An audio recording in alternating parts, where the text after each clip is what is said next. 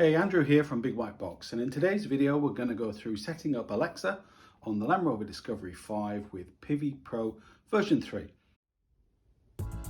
Okay, so the software update has already taken place, so we can go in and check that that's now running OS version 3.0.0. And before we get started, the downside to a touchscreen display is it gets covered in fingerprints, so we're going to give it a quick clean before we start.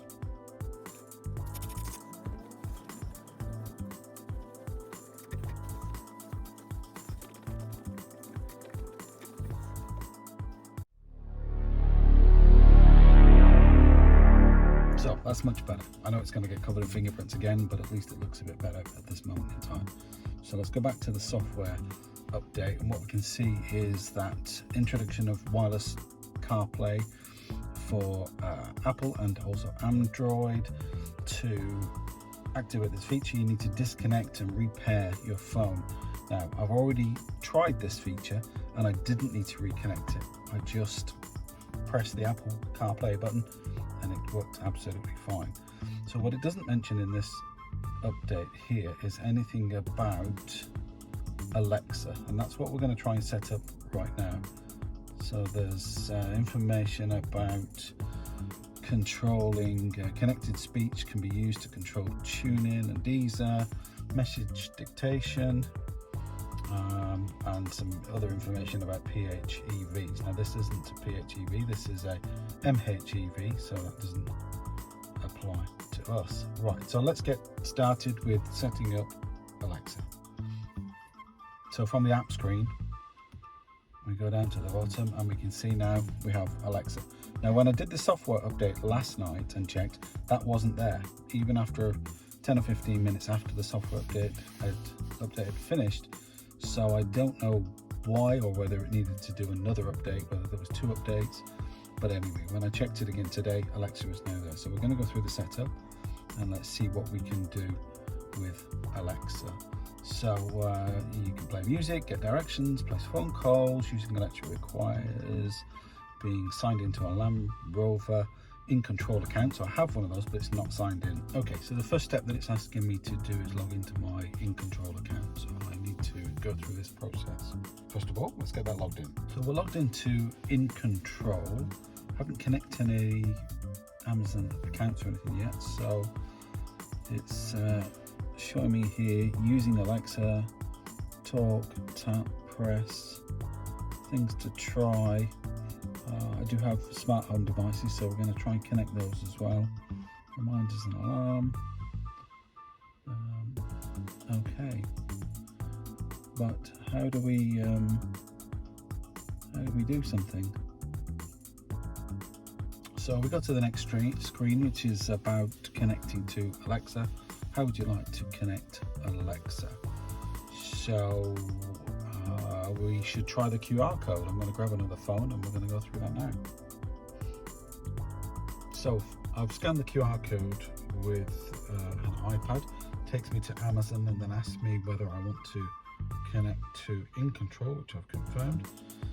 What's nearby? Share your current location with Alexa for smarter responses about what's nearby. So should we use location maybe? Let's see what happens. Click on that. And then on to the next screen. There we go, we've got a tick. That looks like it's worked. English, United Kingdom. Yep, confirm for that. And to get Alexa's attention, just say Alexa, or tap the Alexa button, tap the options to assign it to that. I'll do that later. So click finished. Just go home. So she's not listening to me. I don't know whether that's because she's not running. We have to start Alexa. With Alexa you can play music, get started. Is it disconnected? Okay, so it hasn't entered the PIN code, which I didn't click the button that says remember passcode. So I'm going to put the PIN code in again, click remember passcode this time, and hopefully every time when I get in the vehicle, Alexa will be ready to go. Let's give that a try. So what you do need to remember to do is, when I was on the PIN code screen, is click the button that says remember me before you put in your PIN code. Otherwise it goes straight to login, and then you have the same problem where you have to enter your PIN code again. So click remember me first, then enter your PIN code, then it should save the settings. So we're going to assign the quick button to a short press, and that's it. So I click finished on there. I can see that the Alexa symbol is showing here. Alexa, tell me something interesting. Artist Neil Harbison is completely colorblind, but has a camera on an antenna attached to the back of his skull that translates colors into sound. He can even hear infrared and ultraviolet. Amazing. Cool. So the next thing we're going to try and do is connect my smart home so we can control some devices from the car. Some of these will be useless, but some of them might be fun. Alexa, turn off the entrance light. Okay.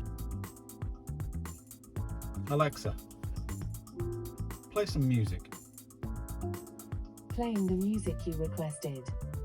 For 90 million songs on demand, say try Amazon Music Unlimited. Playing your personalized station, My Soundtrack, from Amazon Music. So there you go, we've set up Alexa. We don't use Alexa devices at home, so I've had to add Alexa as an app on the phone, but it all seems to work fine, and managed to connect the Alexa app to the Smart Life app, which we use for some home automation, and that all seems to work fine from the car. And as I mentioned, Apple CarPlay didn't require any setup at all. It just seemed to work as soon as the update happened. But of course, you may need to disconnect your phone and reconnect it when you try that. If you know of any other features in the latest update, please put it in the comments below so I can have a look at those. I love new features, so it'd be great to see those. Otherwise, I hope you enjoyed the video and found it useful. Please hit the like button, and if you're able to subscribe, that would be absolutely awesome. See you on the next video. Thank you.